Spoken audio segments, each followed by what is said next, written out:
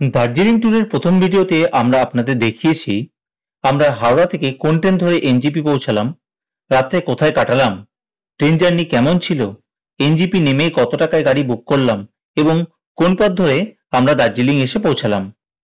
যারা আমাদের ওই ভিডিওটি দেখেননি তারা উপরের আই বাটনে ক্লিক করে অথবা এই ভিডিওর ডেসক্রিপশন বক্স থেকে ভিডিওটির লিংকে ক্লিক করে ভিডিওটি দেখে নিতে পারেন। এই ভিডিওতে আমরা আপনাদের দেখাবো দার্জিলিং পৌঁছে আমরা কোন হোটেল বুক করলাম, হোটেলটি কেমন এবং প্রথম দুদিন আমরা দার্জিলিং এ কি কি দেখলাম। আপনারা যারা আমাদের ভিডিওগুলো দেখছেন তাদের কাছে আমাদের একান্ত অনুরোধ, আমাদের চ্যানেলটিকে এখনই সাবস্ক্রাইব করে নিন। আর আমাদের ভিডিওগুলো ভালো লাগলে অবশ্যই লাইক করুন এবং পরিচিতদের মধ্যে শেয়ার করুন, কারণ আপনাদের এই একটি ছোট্ট সাবস্ক্রাইব, লাইক এবং শেয়ার একদম ফ্রি হলেও আমাদের কাছে এটা অত্যন্ত মূল্যবান। এটাই আমাদেরকে নতুন নতুন ভিডিও তৈরি করতে অনেক উৎসাহ যোগায়। প্রচন্ড ঠান্ডায় কাঁপতে কাঁপতে আমরা দার্জিলিং এর যে হোটেলে গিয়ে উঠেছিলাম সেটি ছিল দার্জিলিং মেলের উপর অবস্থিত আইকনিক ঝর্ণার বাদিক দিয়ে যে জাকির হোসেন রোড বা আস্তাবল রোড চলে গেছে তার খুব কাছেই। এই হোটেলটির নাম হোটেল হিল কুইন। মেলের কাছাকাছি বাজেট হোটেলগুলির মধ্যে এটি একটি ভালো হোটেল। এর ঘরগুলি খুব পরিষ্কার পরিচ্ছন্ন এবং খাবারের মানও যথেষ্ট ভালো। তাই আপনারা যারা দার্জিলিং এ আসবেন থাকার জন্য এই হোটেলটি ট্রাই করতে পারেন। আর এই হোটেল সম্বন্ধে একটি ডিটেলস ভিডিও আমাদের চ্যানেলে দেওয়া আছে, সেটির লিংক এই ভিডিওর ডেসক্রিপশন বক্সকে এবং ভিডিওর উপর আই বাটনে দিয়ে দিলাম, দেখে নিতে পারেন। আমরা এখন এন্ট্রি করছি হোটেল হিল কুইনে। আমাদের রুম নাম্বার 403। তো ফার্স্টলি আমাদের রুম টুরটাকে করিয়ে দিই, চলে আসুন। তো এটা হচ্ছে 403 রুম। প্রথমেই এখানে একটা স্পট লাইট রয়েছে আর একটা কি হোল্ডার রয়েছে। এখানে একটা ফোন রয়েছে রিসেপশনে ফোন করার জন্য, ইলেকট্রিক কেটেলের ব্যবস্থা রয়েছে। এখানে একটা কিং সাইজ বেড রয়েছে, বেডের পাশে একটা এখানে কিন্তু সোফা কাম বেড রয়েছে। পাশে এখানে একটা সেন্টার টেবিল রয়েছে, একটা চেয়ার রয়েছে। সেন্টার টেবিলের পাশে এখানেই কিন্তু একটা ওয়ার্ড্রোব রয়েছে এখানে। আচ্ছা, এখানে এলসিডি টিভি রয়েছে, একটা তাক টাক রয়েছে, সাজানো গোছানো রেখেছে, পরিষ্কার আছে ঘরদোর, খুব সুন্দর। এখানে একটা ড্রেসিং টেবিলও রয়েছে আর একটা ডাস্টবিনের ব্যবস্থাও রেখেছে। এবার চলে আসুন ওয়াশরুমটা দেখি কীরকম। ওয়াশরুমে বেসিন, পাশে আয়না আর গিজারের ব্যবস্থা রয়েছে, কমোডের ব্যবস্থা রয়েছে, জেট স্প্রে রয়েছে। বাকি সমস্ত বাথরুম কিন্তু পরিষ্কার। তো আপনাদের কেমন লাগলো কমেন্ট করে কিন্তু অবশ্যই জানাবেন। এছাড়াও এই হোটেলে কিন্তু অনেক রকমের রুম অ্যাভেলেবেল রয়েছে, আমরা আপনাদেরকে সব কটা ঘুরিয়ে দেখাবো। তাই শুরু হলো আমাদের রুমটা দিয়ে। একদিকে হাড় কাঁপানো ঠান্ডা, অপরদিকে দীর্ঘ জার্নির ফলে আমরা এতটাই ক্লান্ত হয়ে গিয়েছিলাম যে তাড়াতাড়ি খেয়ে দিয়ে ঘুমিয়ে পড়েছিলাম। আমরা সকাল সকাল বেরোলাম। সকাল সকাল বলবো না, এখন প্রায় 9টা, 9:30 বাজে। 9:30তেই বেরিয়ে গেলাম। এবার আজকে যেহেতু ওয়েদারটা খুব একটা আজকে ভালো থাকবে না, কুয়াশাই থাকবে, সেই জন্য আমরা কোথাও রোপওয়ে, টাইগার হিল দেখতে এসব কোথাও গেলাম না। ওয়েদার রিপোর্ট যা বলছে সেই জন্য আজকে আমরা লোকালি ঘুরবো। তবে বেরিয়ে এখন ইচ্ছা আছে মহাকাল মন্দিরটা দেখতে যাওয়ার। চলুন আগে মহাকাল মন্দিরটা দেখে নিই, তারপরে এখানকার মেল রোডে ঘুরবো, বাজারগুলো দেখবো যে কি কি পাওয়া যায়, কেমন কি আছে, সমস্তটা ঘুরে ঘুরে দেখবো আর আপনাদেরকে দেখাবো। হোটেল থেকে বেরিয়েই ঘুরতে যাওয়ার আগে আমরা আমাদের ব্রেকফাস্টটা সেরে নিয়েছিলাম মেল রোডের কাছেই হোটেল সোনালি থেকে।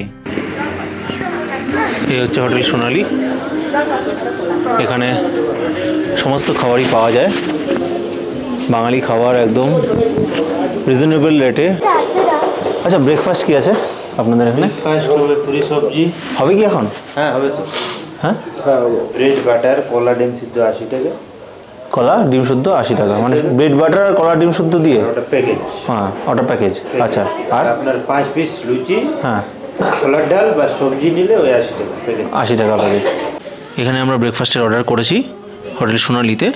তো আমাদের এখানে আছে 4টে ব্রেড, একটা ডিম, একটা কলা। এর প্যাকেজ হচ্ছে 80 টাকা। আর তার সাথে আমরা আরেকটা ব্রেকফাস্ট নিয়েছি, সেটা হচ্ছে 5টা পুরি আর সবজি, এটাও 80 টাকা। তো এটা দিয়ে আমরা ব্রেকফাস্ট সারবো। ব্রেকফাস্ট সেরেই চলে এলাম আমরা মেল রোডের জনপ্রিয় ভানুভক্ত আচার্যের মূর্তির কাছে। আমরা এখন চলে এসেছি দার্জিলিংয়ের ম্যাল রোডে। এই ম্যাল রোডে রয়েছি, আর ম্যাল রোডের একটা আইকনিক জিনিস আপনাদের দেখিয়ে দিই। এখানে রয়েছে নেপালের জাতীয় কবি ভানুভক্ত আচার্যের একটা বিশাল বড় মূর্তি, আর তার ঠিক পাশেই রয়েছে একটা অডিটোরিয়াম। এই অডিটোরিয়ামে সন্ধ্যেবেলা করে বিভিন্ন প্রোগ্রাম হয়, আর প্রোগ্রাম চলাকালীনও মানুষ দূর থেকে দেখতে পারে। আর না থাকলে এখানে কিন্তু অনেক বসার সিট আছে, এখানে বসে এই ম্যাল রোডের ভিউটা এনজয় করতে পারে।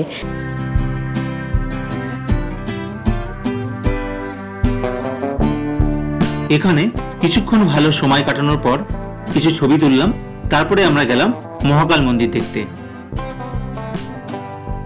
আমরা এখন যাব মহাকাল মন্দির দেখতে। মহাকাল মন্দির যেতে হলে এই ভানুভক্ত আচার্যের যে মূর্তিটা রয়েছে তার ঠিক ডান দিকে মহাকাল মার্কেটে যাওয়ার রাস্তা রয়েছে। এই রাস্তা দিয়ে সোজা গেলেই পড়বে মহাকাল মন্দির। চলুন এবার এখান থেকে দেখে নিই কতটা যেতে লাগবে। আমরা এখন চলেছি সেই মহাকাল মন্দির দেখতে। তো সামনেই যে রাস্তাটা সেটা হচ্ছে মহাকাল রোড, আর এটা হচ্ছে মহাকাল মার্কেট রোড। এই মহাকাল মার্কেট রোড ধরেই যেতে হবে মহাকাল টেম্পল দেখতে। এই মহাকাল রোডের ধারেও শীতের জামা কাপড়ের অনেক দোকান বসে, এখান থেকেও আপনারা কেনাকাটা করতে পারেন। তবে কেনাকাটা করার আগে অবশ্যই দরদাম এবং যাচাই করে কিনবেন। মেল রোড থেকে মহাকাল রাস্তা ধরে আমরা 1-1.5 মিনিট হেঁটেই পৌঁছে গেলাম মহাকাল মন্দিরে।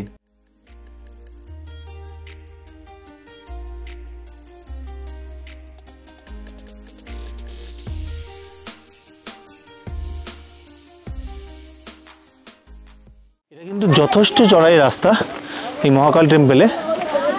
বয়স্কদের পক্ষে একটু অসুবিধাই হবে, কিন্তু তবুও যদি যারা আসতে চাইছেন তারা একটু রেস্ট নিয়ে আসতে হবে। মানে এতটাই চড়াই যে রেস্ট নিয়ে না আসলে উপরে যাওয়া সম্ভব না বয়স্কদের ক্ষেত্রে। যারা ইয়ং বা আমাদের মতন তাদেরই অসুবিধা হয়। আসলে পাহাড়ে চড়ার যদি অভ্যাস না থাকে তাহলে এইটুকুনি চললেই কিন্তু হাঁপিয়ে যাবেন আপনারা। আর উঠতে উঠতে যদি হাঁপিয়ে যান তাহলে এই জায়গাগুলোতে রেস্ট নিয়ে নিতে পারেন বসে। কষ্ট করতে করতে পৌঁছে গেলাম মহাকাল মন্দিরে।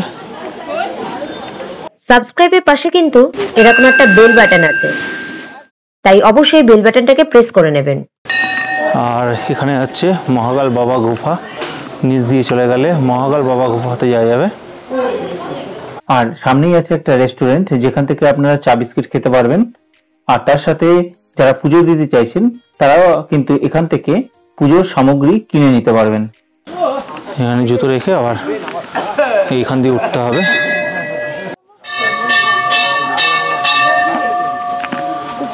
আর এটা হচ্ছে শ্রী রাম জানকী হনুমান মন্দির।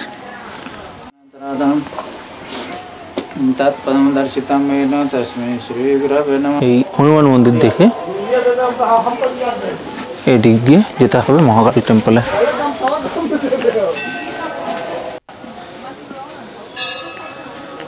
পৌঁছে গেলাম মহাকাল টেম্পলে।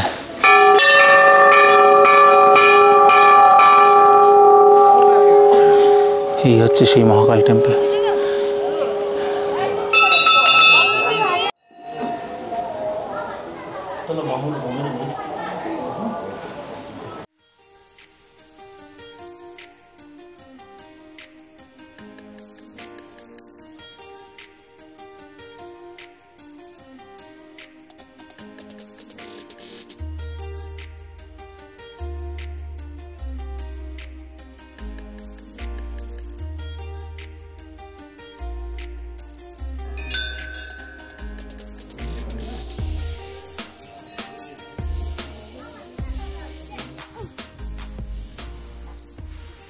এখানেও ছোট ছোট শিবলিঙ্গ করা আছে।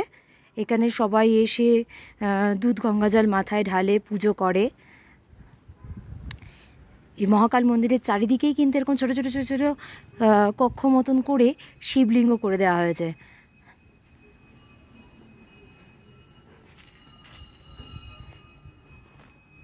মেল রোডের একদম পাশেই রয়েছে মহাকাল মন্দির। তাই মল রোডে এলে এই মহাকাল মন্দিরটা কিন্তু আগে ঘুরে নেবেন অবশ্যই। মহাকাল মন্দিরের ওপরে এসে দেখছি চারিদিকে কি সুন্দর এই তিব্বতী ট্র্যাডিশনের যে পতাকাটা থাকে সেটা চারিদিকে রয়েছে, আর হাওয়ায় নড়ছে বলে যথেষ্ট সুন্দর লাগছে দেখতে। মহাকাল বাবা গুফা আর সাতকন্যা দেবী মন্দির। এবার আমরা নিচের দিকে নেমে যাচ্ছি এগুলো দেখতে।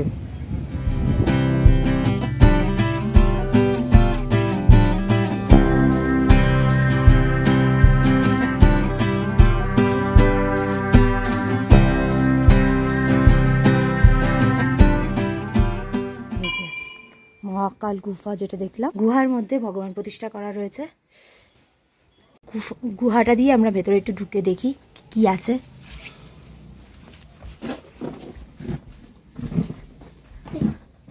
আরে বাবা,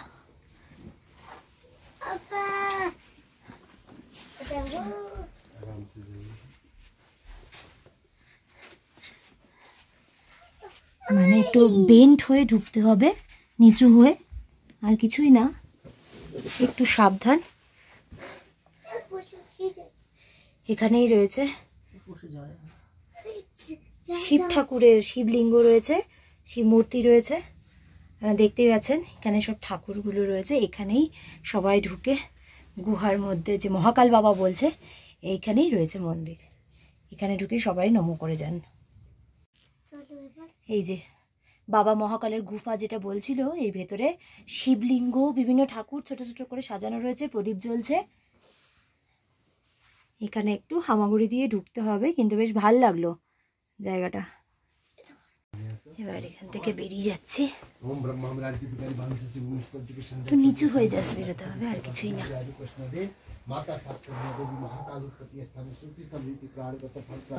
हर परिवार में सुख शांति प्राप्ति, हर कार्य सिद्ध करे भगवती, सदा यत्न मंगलमय हो।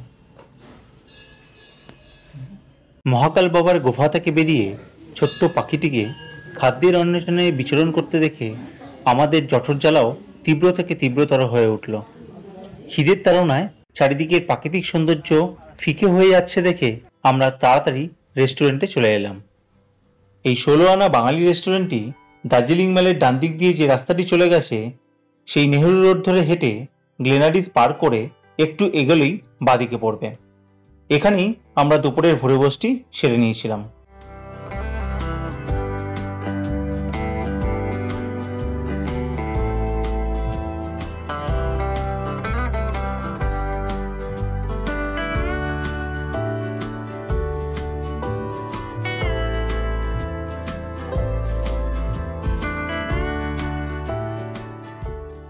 এখানে আমরা অর্ডার করেছিলাম 899 টাকার একটা কম্বো প্যাকেজ।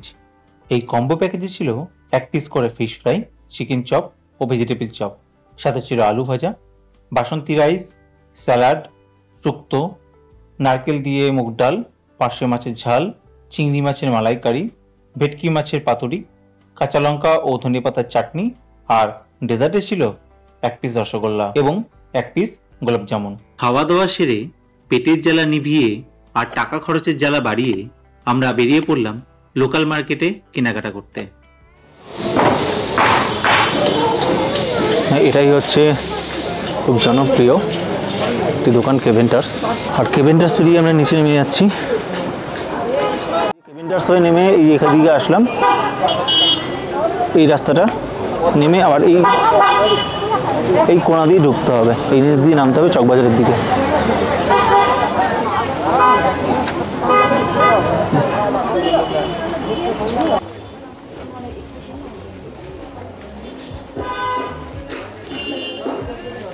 কত দোকান, জুতো, মোজা।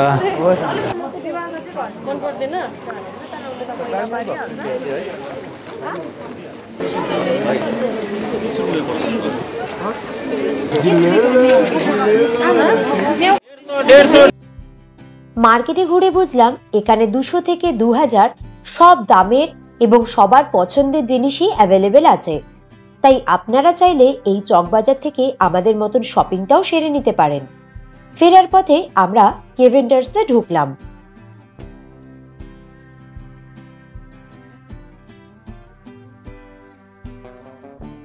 কেভেন্টার্স হলো one of the famous breakfast restaurant of Darjeeling. Darjeeling এলে প্রায় সমস্ত মানুষই এখানে চলে আসেন তাদের ব্রেকফাস্ট সারতে। এখানে বিভিন্ন ধরনের ইংলিশ ব্রেকফাস্ট আইটেম, টি, কফি পাওয়া যায়। এরপর আমরা চলে এলাম গ্লেনারিজের সামনে। গ্লেনারিজে খাও না খাও, দার্জিলিং এলে এখানে এসে ফটো তোলা কিন্তু মাস্ট। তাই আর 5 জনের মতো আমরাও কতগুলো ফটো তুলে নিলাম। প্রথম দিনটা আমরা মল রোডের আশেপাশে ঘুরে এবং শপিং করেই কাটিয়ে দিলাম। তবে দ্বিতীয় দিনের ঘোরাটা হতে চলেছে কিন্তু প্রচন্ড এক্সাইটিং, এবং তাতে জানতে পারবেন রিজার্ভ কার বুক না করেই কম খরচে কি কি জায়গা আপনারা ঘুরতে পারবেন। দার্জিলিং ভ্রমণের দ্বিতীয় দিনের ভিডিও খুব শীঘ্রই আসতে চলেছে আমাদের চ্যানেলে। তাই ভালো থাকুন, সুস্থ থাকুন এবং ইচ্ছাডানা ট্রাভেলারের সঙ্গে জুড়ে থাকুন।